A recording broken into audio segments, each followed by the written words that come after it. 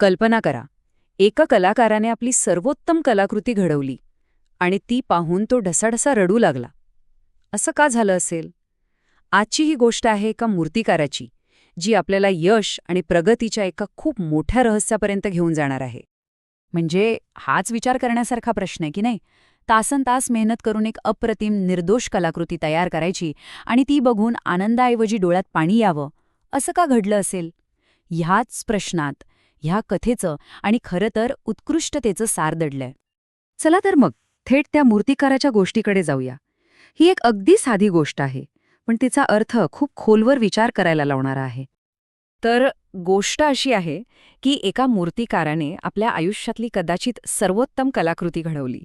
ती मूर्ती इतकी सुंदर, इतकी जिवंत होती की पाहणाऱ्याचे डोळे अक्षरशः दिपून जात होते. प्रत्येक लहान सहान गोष्टीत परिपूर्णता ओसंडून वाहत होती. तो मूर्तिकार बराच वेळ आपल्याच निर्मितीकडे टक्क लावून बघत राहिला.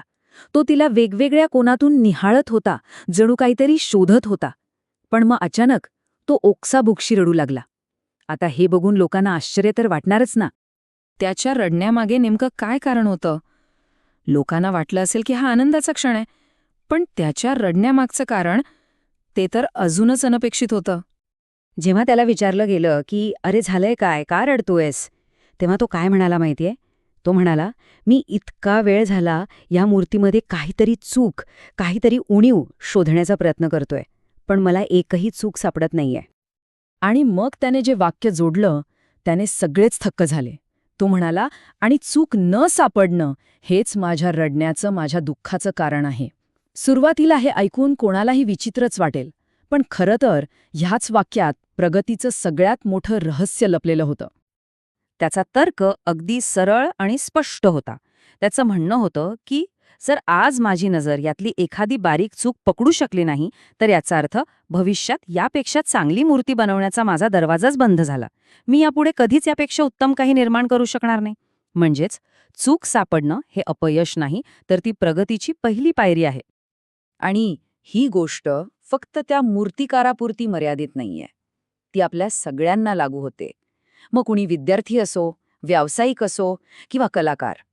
हाच विचार आपल्याला उत्कृष्टतेच्या खऱ्या मार्गावर घेऊन जातो. पाहूया कसा?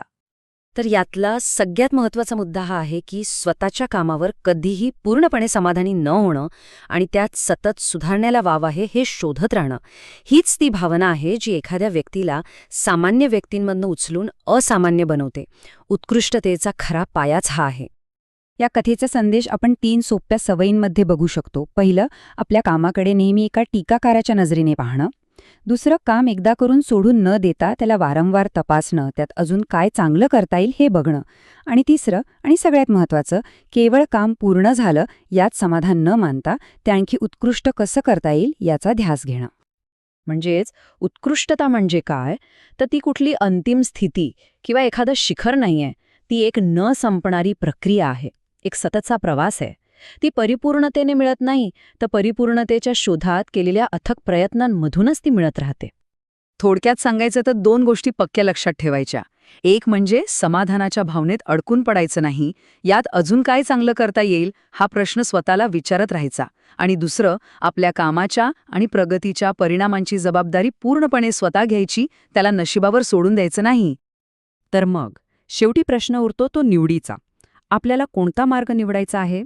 समाधानाचा की सततच्या प्रगतीचा? ही कथा आपल्याला एका महत्त्वाच्या निवडीसमोर आणून ठेवते.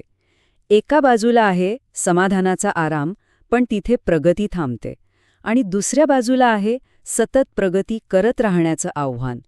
ही निवडच ठरवते की प्रवास चांगल्यावर थांबतो की उत्कृष्टकडे पुढे जातो.